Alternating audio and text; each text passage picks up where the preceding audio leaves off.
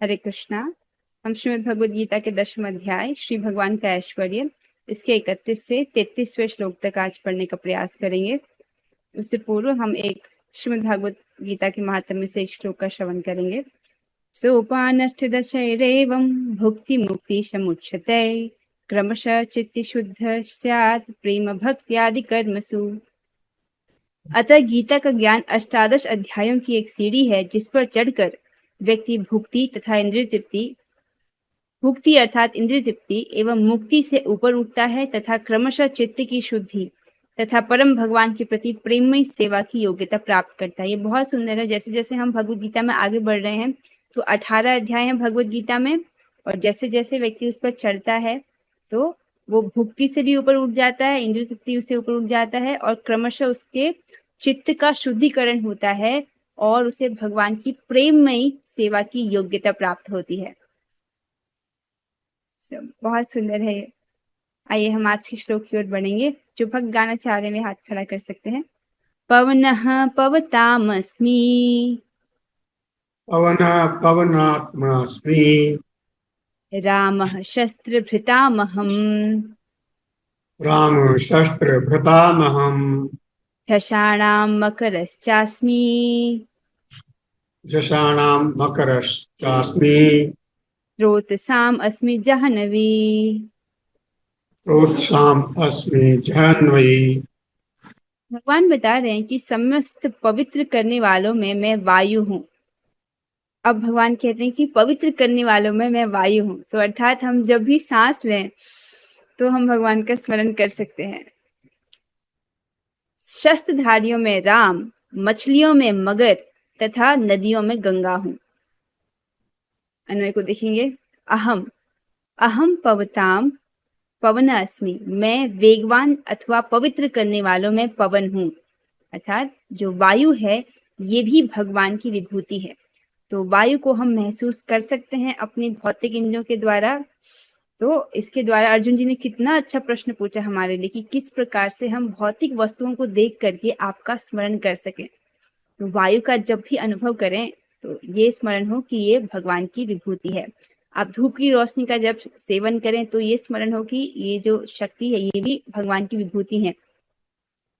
और उसी प्रकार से चंद्रमा भी भगवान की विभूति है, आपने ये पढ़ा है। तो इन चीजों को देख देख करके हमको भगवान का स्मरण होता है। शस्त्र भृताम, शस्त्र धारण करने वालों में रामः, परशुराम हूँ। राम का अर्थ यहाँ पर परशुराम लिया गया है और राम का अर्थ तात्पर्य में भगवान श्री राम लिया गया है। दोनों ही इसके अर्थ हैं। झषाणाम, मछलियों में मकर अस्मि, अर्थात मछलियों में मैं मगरमच्छ हूँ। तो वो भी बहुत खतरनाक होता है, भगवान की विभूति है।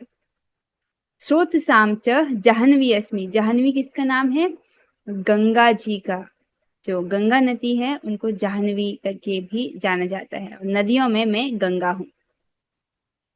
पवनः पवतामस्मि, पवित्र करने वालों में मैं वायु हूँ। राम शस्त्रभृतामहम्, शस्त्रधारियों में मैं राम हूँ। झषाणाम मकरश्चास्मि, मछलियों में मैं मगरमच्छ हूँ। और स्रोत साम अस्मि जाह्नवी, प्रवाहमान नदियों में मैं गंगा हूँ। तो देखिए यहाँ पर कितना सुंदर चित्र है भगवान श्री राम का, और माता सीता और लक्ष्मण जी भी हैं और साथ में हनुमान जी भी वहां पर विराजमान है। तो ये बहुत प्रसिद्ध बात है कि भगवान श्री राम एक अहिल्या का उद्धार करते हैं जो कि तपस्विनी थी, लेकिन भगवान का नाम अनेकों अनेकों पापियों को तार चुका है। तो हमको क्या करना चाहिए? भगवान के नाम की शरण ग्रहण करनी चाहिए।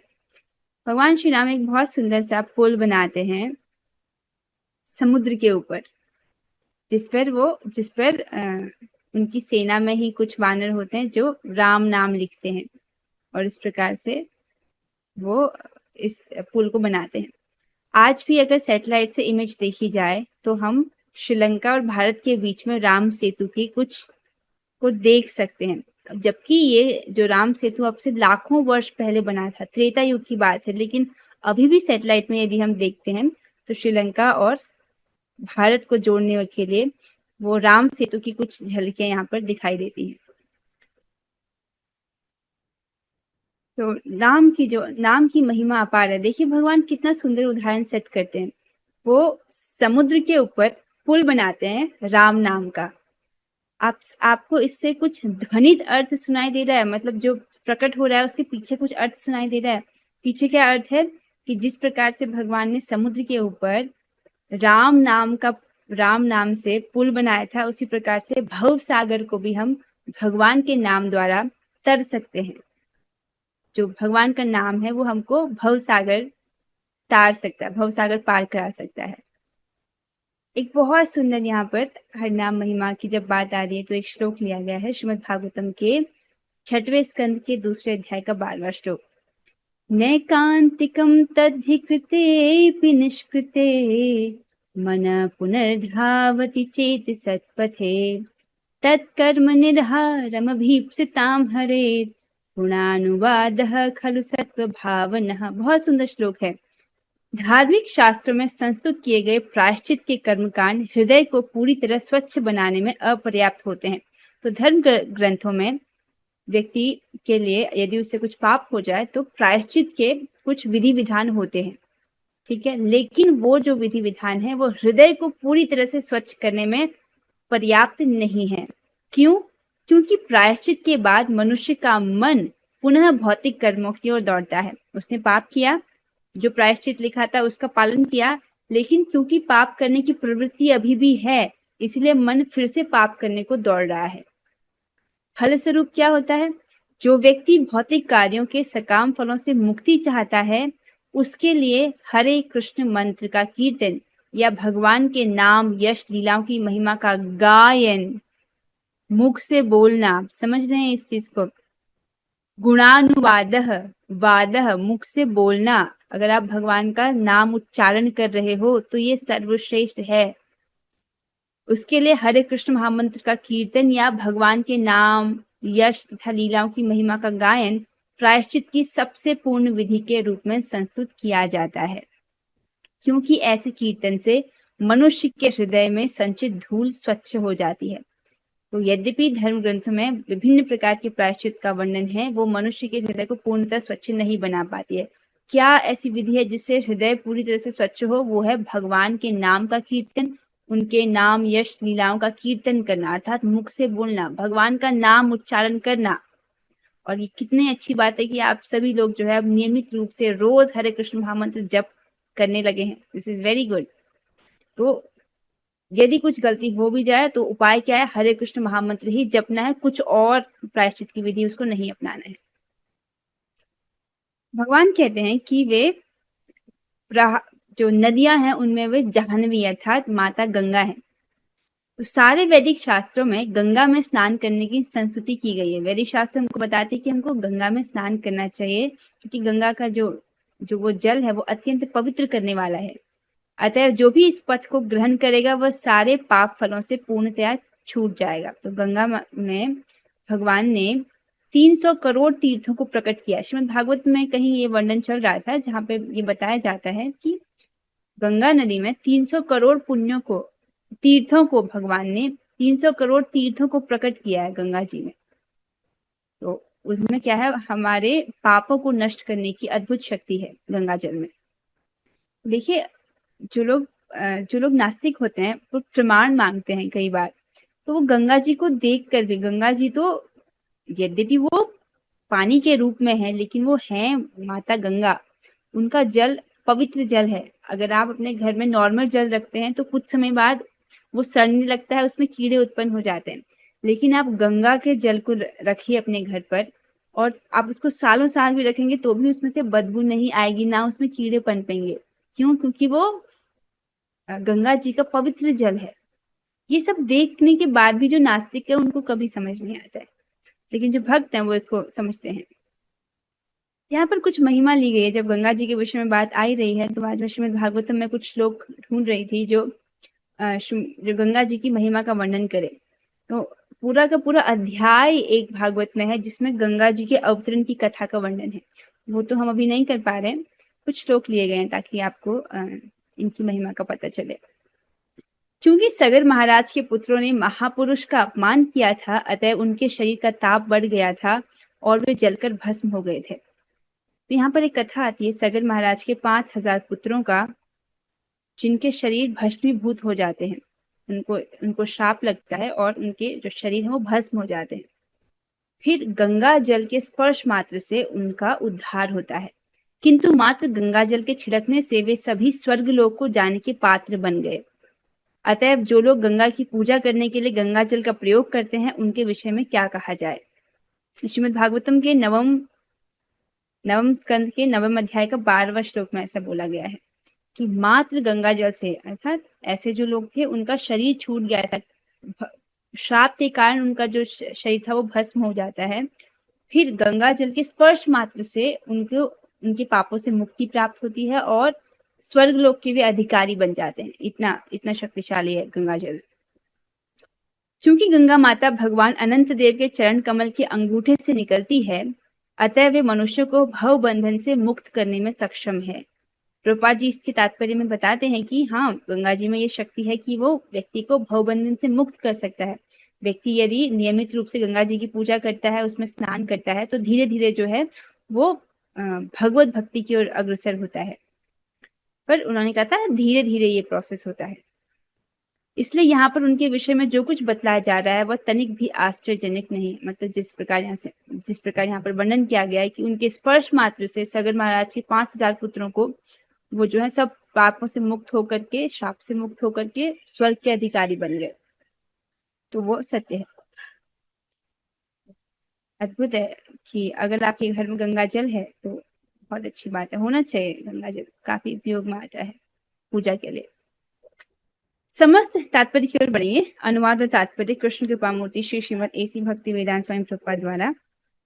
प्रभुपाद जी वर्णन कर रहे हैं, समस्त जलचरों में मगर सबसे बड़ा और मनुष्य के लिए सबसे घातक होता है। तो आप देख रहे हैं जो विभूति भगवान की है वो बहुत शक्तिशाली है, अपने आप में महान है। तो मगरमच्छ अत्यंत शक्तिशाली होता है और वो भगवान की विभूति है, भगवान का प्रतीक है। अतः मगर कृष्ण का प्रतिनिधित्व करता है और नदियों में भारत में सबसे बड़ी माँ गंगा है।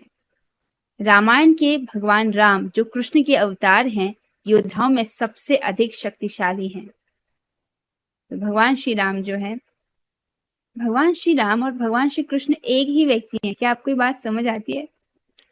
भगवान श्री राम, भगवान श्री कृष्ण एक ही व्यक्ति हैं, यद्यपि उनमें कितना रस का भेद हमको महसूस होता है। भगवान श्री कृष्ण जो है वो लीला पुरुषोत्तम है और भगवान श्री राम मर्यादा पुरुषोत्तम है। दोनों एक ही व्यक्ति हैं। आइए अगले श्लोक की ओर बढ़ेंगे। हाँ, सर्गाणम आदिर अंतश्च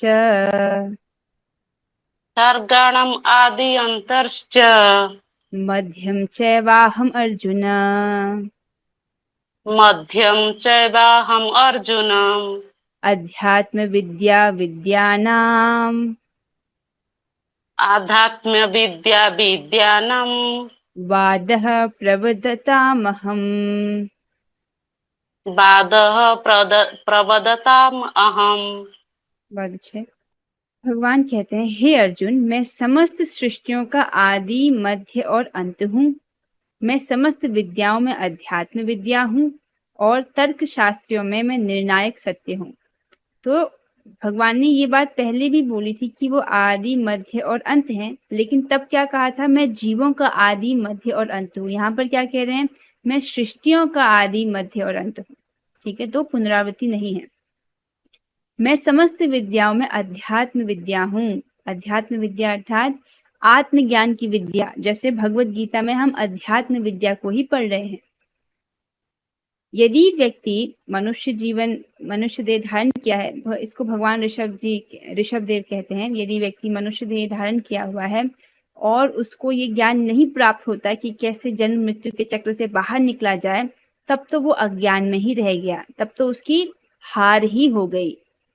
तो ये बहुत महत्वपूर्ण है कि व्यक्ति को समझ आए कि वो जन्म मृत्यु जरा व्याधि इस भवसागर में फंसा हुआ है और इससे बाहर कैसे निकला जाए, जिसको हम श्रीमद् भगवद गीता और श्रीमद् भागवतम में स्पष्टता पढ़ते हैं। तो भगवान बताते हैं, मैं समस्त विद्याओं में अध्यात्म विद्या हूँ। तो बाकी सब जो जैसे इस जगत में हम जो भौतिक शिक्षा ग्रहण करते हैं, बीटेक, एमटेक, पीएचडी आदि, वो सब अज्ञान ही है। वास्तविक जो अध्यात्म विद्या है, हम उसको श्रीमद् भगवद गीता में पढ़ रहे हैं। और तर्क शास्त्रियों में मैं निर्णायक सत्य हूँ। तो तर्क शास्त्री क्या करते हैं? वो तर्क करते हैं, अपना वाद विवाद करते हैं। इसको आज हम पढ़ेंगे जल्प और वितंडा करके, आगे तात्पर्य में पढ़ेंगे। तर्क करते हैं, तर्क करने के बाद जो वास्तव में अंत में जो निष्कर्ष निकलता है, वो जो निर्णायक सत्य है, वो भगवान है, अर्थात वो भगवान का प्रतीक है। अर्जुन, अहम एव सर्गाणाम, हे अर्जुन, मैं ही आकाश आदि सृष्टि वस्तुओं की उत्पत्ति, लय और स्थिति हूँ। तो भगवान ही समस्त सृष्टि की उत्पत्ति, लय अर्थात प्रलय, और स्थिति अर्थात पालन उससे कारण है। इसको हम बहुत बार पढ़ चुके हैं कि भगवान किस प्रकार से जो है महाविष्णु के रूप में समस्त सृष्टियों को प्रकट करते हैं, और फिर गर्भोदक्षाय विष्णु के रूप में प्रत्येक ब्रह्मांड में प्रवेश करते हैं, और क्षीरोदक्षाय विष्णु के रूप में वो सभी जीवों का पालन कर रहे हैं। ठीक है, और सभी वो ब्रह्मांड के अणुओं के भीतर भी प्रवेश करते हैं। तो इस प्रकार से स्थिति के कारण है क्षीरोदक्षाय विष्णु। तो इस प्रकार से भगवान जो है आकाश आदि जो सृष्टि वस्तुएं, अर्थात जो पंच तत्व हैं, तत्वों की सृष्टि है, उन सभी वस्तुओं की उत्पत्ति, लय और स्थिति है। पिछली बार उन्होंने जीवों की उत्पत्ति, अंत, मध्य और मैं जीवों का आदि हूँ, अंत और मध्य हूँ कहा था। इस बार भगवान भौतिक वस्तुओं का बोल रहे हैं, सृष्टियों का बोल रहे हैं। ठीक है, विद्या नाम अध्यात्म विद्या, समस्त विद्याओं में आत्मज्ञान हूँ। अहम प्रवदताम, वक्ता के वाद, जल्प और वितंडा, इन 3 प्रकार की कथाओं में वादह, तत्व निर्णय करने वाला वाद हूँ। तो ये वाद, जल्प, वितंडा क्या है? मान लीजिए 2 पक्ष के लोग हैं, आपस में कोई सिद्धांत को स्थापित करने के लिए तर्क कर रहे हैं। तो पहले पक्ष का व्यक्ति अपना तर्क प्रस्तुत कर रहा है और अपना सिद्धांत प्रस्तुत कर रहा है, उसको स्थापित करने के लिए कुछ प्रमाण दे रहा है, तो उसको कहते हैं हम जल्प। ठीक है, 2 व्यक्ति हैं, आपस में कुछ सिद्धांत को स्थापित करने के लिए कुछ तर्क कर रहे हैं, अपनी बात को सिद्ध करने के लिए प्रमाण दे रहे हैं, उसको कहते हैं जल्प। ठीक है, अब वितंडा क्या होता है? वितंडा होता है, मान लीजिए पहले वाले व्यक्ति ने कुछ बात कही, उसको स्थापित करने के लिए कुछ प्रमाण दिया, अब दूसरा वाला व्यक्ति बस उसकी बात का खंडन कर रहा है कि तुमने ये गलत कहा। उस प्रकार से सामने वाले को हराने के लक्ष्य से उसकी बात को खंडन करने के लिए जो तर्क प्रस्तुत कर रहा है, उसको कहते हैं वितंडा।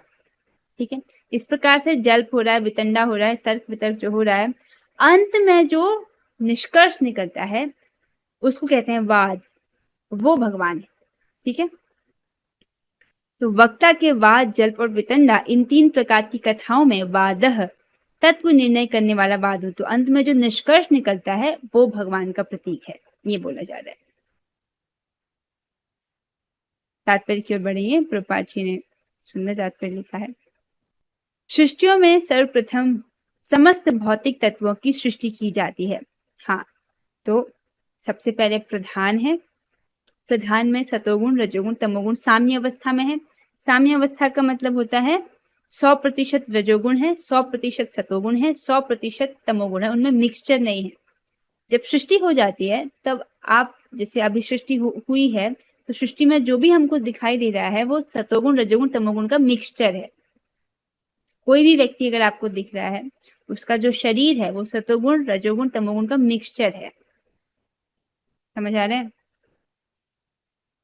तो सबसे पहले जब सृष्टि होती है तो कैसे होती है? प्रधान है जिसमें सतोगुण, रजोगुण, तमोगुण साम्य अवस्था में है। भगवान महाविष्णु उस पर दृष्टिपात से क्षोभ उत्पन्न करते हैं, जिससे वो प्रधान महत तत्व में परिणत हो जाता है। तो महत तत्व में काल शक्ति, जीव शक्ति का क्षोभ होता है। तो क्षोभ समझते हैं ना, जैसे आपने गैस में खिचड़ी रखी है तो गैस जलाने से उसमें कुछ क्षोभ उत्पन्न होता है, कुछ हलचल होती है। तो सबसे पहले भगवान तत्वों की जो है भौतिक तत्वों की सृष्टि करते हैं। इस महत तत्व से ही आगे चल करके अहंकार की सृष्टि होती है, फिर तत्वों की सृष्टि होती है। जैसा कि पहले बताया जा चुका है, यह दृश्य जगत महाविष्णु, गर्भोदक्षाय विष्णु तथा क्षीरोदक्षाय विष्णु द्वारा उत्पन्न और संचालित है। तो महाविष्णु द्वारा उत्पन्न है और क्षीरोदक्षाई विष्णु द्वारा संचालित है और गर्भोदक्षाई विष्णु द्वारा भी संचालित है। बाद में इसका संहार शिवजी द्वारा किया जाता है। तो प्रलय के समय पर शिवजी जो है वो संहार का कार्य संभालते हैं। ब्रह्मा गौण सृष्टा है। गौण सृष्टा समझ रहे हैं, वो मुख्य सृष्टा नहीं है, क्योंकि वो तत्वों की सृष्टि नहीं करते हैं। महाविष्णु से सब सृष्टियां ब्रह्मांड आते हैं, तो तत्वों की सृष्टि तो भगवान करते हैं, लेकिन ब्रह्मा जी उन्हीं तत्वों से फिर आगे जीवों के शरीरों की सृष्टि करते हैं, आगे वो सृष्टि करते हैं, तो उनको गौण सृष्टा बोला जाता है। मुख्य सृष्टा भगवान है। सृजन, पालन तथा संहार करने वाले ये सारे अधिकारी परमेश्वर के भौतिक गुणों के अवतार हैं। तो सृजन, पालन और संहार ये सारे अधिकारी भगवान के भौतिक गुणों के अवतार हैं। इनको गुणावतार बोला जाता है। जैसे ब्रह्मा जी रजोगुण के अधिष्ठाता देवता हैं, शिव जी तमोगुण के अधिष्ठाता देवता हैं और भगवान विष्णु जी सतोगुण को दूर से स्वीकार करते हैं। यद्यपि वो स्वयं शुद्ध सत्व में रहते हैं, वो केवल दृष्टि पात्र से सब संचालन कर लेते हैं, तो इनको भगवान के गुणावतार बोला जाता है। अतः वे समस्त सृष्टि के आदि, मध्य तथा अंत है। आदि अर्थात शुरुआत है, सृष्टि की शुरुआत, मध्य अर्थात सृष्टि का पालन, अंत अर्थात प्रलय हो जाना। तो ये तीनों ही जो है भगवान इसके कारण है। उच्च विद्या के लिए ज्ञान के अनेक ग्रंथ हैं। तो यहाँ पर विभिन्न प्रकार के ग्रंथों का उल्लेख हुआ है जिससे हमको उच्च विद्या प्राप्त होती है। ये क्या क्या ग्रंथ हैं? ये था चारों वेद, 4 वेद हो गए, उनके 6 वेदांग, वेदांत सूत्र, तर्क ग्रंथ, धर्म ग्रंथ, पुराण। तो इस प्रकार कुल 14 प्रकार के ग्रंथ हैं। क्या क्या? 4 वेद, 6 वेदांग, वेदांत सूत्र, तर्क ग्रंथ, धर्म ग्रंथ और पुराण। इस प्रकार से 14 हो गए। इनमें से अध्यात्म विद्या संबंधी ग्रंथ, विशेष रूप से वेदांत सूत्र, कृष्ण का ही स्वरूप है। ठीक है, इन सभी ग्रंथों में जिसमें आध्यात्म विद्या से जो संबंधित ग्रंथ है, कौन सा ग्रंथ है? विशेष रूप से वेदांत सूत्र जो है वो कृष्ण का स्वरूप है। सभी विद्या में भगवान कौन सी विद्या है? आध्यात्म विद्या है। तर्क शास्त्रियों में विभिन्न प्रकार के तर्क होते रहते हैं। प्रमाण द्वारा तर्क की पुष्टि जिससे विपक्ष का भी समर्थन हो, जल्प कहा जाता है। समझ आ रहा है? तर्क शास्त्री हैं, वो तर्क करते रहते हैं, ठीक है, और प्रमाण के द्वारा अपने तर्क की जो पुष्टि करते हैं उसको कहते हैं जल्प। ठीक है, प्रमाण के द्वारा तर्क की पुष्टि करते हैं जिससे विपक्ष का भी समर्थन हो। समझ रहे हैं? 2 लोगों के बीच में तर्क वितर्क हो रहा है। एक व्यक्ति अपनी बात, एक सिद्धांत को स्थापित करने के लिए कुछ प्रमाण दे रहा है, सामने वाला भी अपनी बात को स्थापित करने के लिए कुछ प्रमाण दे रहा है। इस प्रकार से जो बहस चल रही है उसको कहते हैं जल्प। ठीक है, जल्प। प्रतिद्वंदी को हारने का प्रयास मात्र वितंडा। वितंडा क्या है? जब सामने वाले ने कुछ सिद्धांत प्रस्तुत किया, कुछ प्रमाण दिया, और तो यहाँ से जो व्यक्ति क्या कर रहा है? बस खंडन कर रहा है कि नहीं तुम गलत कर रहे हो, ये गलत है, गलत है, इस प्रकार से उसको गलत प्रूव करने की कोशिश कर रहा है, उसको कहते हैं वितंडा। तो जल्प और वितंडा। किंतु वास्तविक निर्णय वाद कहलाता है। इस प्रकार से जब तर्क वितर्क हो रहा है, अंत में जो निर्णय निकलता है वह निर्णयात्मक सत्य कृष्ण का स्वरूप है। स्पष्ट है? अंत में जो निष्कर्ष निकलता है वो सत्य भगवान का स्वरूप है। एक और श्लोक हम थोड़ा सा ही है, आई थिंक ले पाएंगे हम इसको नहीं ले पाएंगे आज हम ये पढ़ते हैं, कुछ महत्वपूर्ण है। यहाँ पर देखिए, अगर आप भक्ति कर रहे हो तब आप नियमित रूप से अपने हृदय में स्वतः ही श्रद्धा को बढ़ते हुए महसूस करेंगे। ऐसे हमको भक्ति लता रूपी बीज दिया गया है भगवान की कृपा से, गुरु की कृपा से। हमारी क्या जिम्मेदारी है? नियमित रूप से हम श्रवण और कीर्तन अर्थात जप के माध्यम से, कथा श्रवण के माध्यम से अपनी भक्ति लता रूपी बीज को पोषित करें। तो जैसे जैसे पोषित होती है तो आपकी श्रद्धा और दृढ़ होती जाती है। इसमें आपको बहुत सावधान रहना पड़ता है। बकरी रूपी जो भौतिकतावादी लोग हैं उनसे सावधान रहना होता है, अर्थात उनको अपने कान नहीं देने, उनकी बातें नहीं सुननी है। किनको सुनना है? भक्तों को सुनना है, उनसे कथा को सुनना है। भौतिकतावादी लोगों की बहुत भौतिक जगत के विषय में श्रद्धा होती है, उससे बच कर रहना है।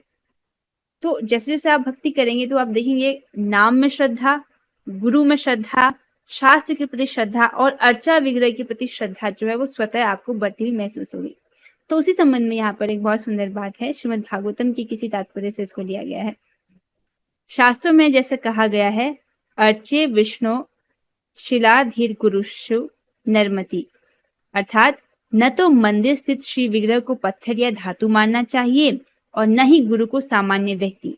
तो ये शिक्षा दी जा रही है कि मंदिर में जो अर्चा विग्रह हैं उनको धातु, पत्थर, मूर्ति ये नहीं मानना है, क्योंकि उनकी प्राण प्रतिष्ठा हो गई है तो वो साक्षात भगवान है, आपकी सब बातों को सुन रहे हैं और आपकी सेवाओं को स्वीकार करने के लिए ही वो इस रूप में आए हैं। और गुरु को सामान्य व्यक्ति समझना ये भी एक अपराध है। ठीक है, तो इस मामले में सतर्क रहना चाहिए। प्रत्येक व्यक्ति को चाहिए कि वह इस शास्त्र के इस आदेश का पालन करके श्री भगवान के विग्रह की पूजा निरपराध भाव से करे। तो जब आप पूजा कर रहे हो भगवान की तो निरपराध मतलब अपराधों से बचते हुए पूजा करनी है। ये समझना है कि साक्षात भगवान ही यहाँ पर उपस्थित हैं और मेरी सेवा स्वीकार कर रहे हैं। उस प्रकार से आपको जितना हो सके अच्छे से सेवा करने की कोशिश करनी चाहिए। मतलब अद्वैत आचार्य जी जो हैं वो भगवान के लिए भोजन बनाते हैं और कहते हैं कि अरे वाह, मेरे हाथ आज सफल हो गए। क्यों? क्योंकि मैंने भगवान के लिए भोजन बनाया। इस प्रकार से उत्साहित होकर के भगवान की सेवा करनी है। गुरु ईश्वर का साक्षात प्रतिनिधि होता है, कोई उसे सामान्य व्यक्ति न समझे। जैसे जगत गुरु श्रील प्रभुपाद जी हैं, वो भगवान के प्रतिनिधि हैं, उनको सामान्य व्यक्ति कदापि न समझे। वो एक शक्ति प्रदत्त आचार्य हैं, भगवान के शक्ति प्राप्त आचार्य हैं, जिनकी कृपा से ही आज हमारे जैसे मुझ जैसे व्यक्ति भी आज भक्ति कर रहे हैं। कोई भी व्यक्ति श्री विग्रह तथा गुरु के प्रति अपराध से विरत रहकर अपने आध्यात्मिक जीवन को उन्नत कर सकता है अथवा कृष्ण भावना भावित हो सकता है। तो हमको गुरु के प्रति इस अपराध से बचना है कि उनको सामान्य व्यक्ति समझने की गलती नहीं करनी है और अर्चा विग्रह को धातु है, मूर्ति है, पत्थर है, ये नहीं समझना है। एटलीस्ट इस अपराध से हमको बचना है। ठीक है, तो गुरु को सामान्य व्यक्ति नहीं समझना चाहिए, वरना देखिए कोई 70 की आयु में 40 रुपए अपनी जेब में लेकर के यहाँ से समुद्र पार करके, वो भी एक जलदूत जो मालवाहक जहाज उस पर सवार होकर के पाश्चात्य देशों में जाए और भगवान का इतना सुंदर प्रचार करे, इतना बड़ा आंदोलन स्थापित कर दे कि आज जिससे दुनिया भर में सब लोग जुड़ रहे हैं। तो ये कोई सामान्य बात नहीं है। अवश्य ही भगवान की उन पर कृपा हुई है, भगवान की कृपा उनको प्राप्त है जिससे ऐसा वो कर पाए। प्रभुपाद जी ऐसे कहते हैं कि ये तात्पर्य कृष्ण बोल रहे थे और मैं लिख रहा था। जो भावुक, कुछ लोग सोच सकते कि वो भावुक हैं, लेकिन नहीं, वाकई में कृष्ण बोल रहे थे और प्रभुपाद जी लिख रहे थे, क्योंकि प्रभुपाद जी भगवान के शुद्ध भक्त हैं। तो शुद्ध भक्तों के साथ भगवान सीधे आदान प्रदान करते हैं। तो इसके साथ जो है हम आज हुई चर्चा को यहीं पर विश्राम देंगे। हरे कृष्णा कृष्ण कृष्ण हरे हरे, हरे राम हरे राम हरे कृष्णा कृष्ण हरे राम हरे कृष्णा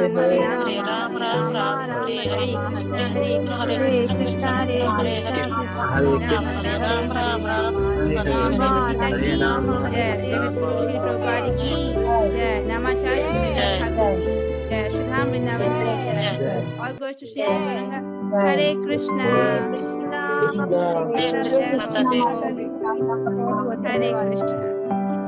हरे कृष्ण।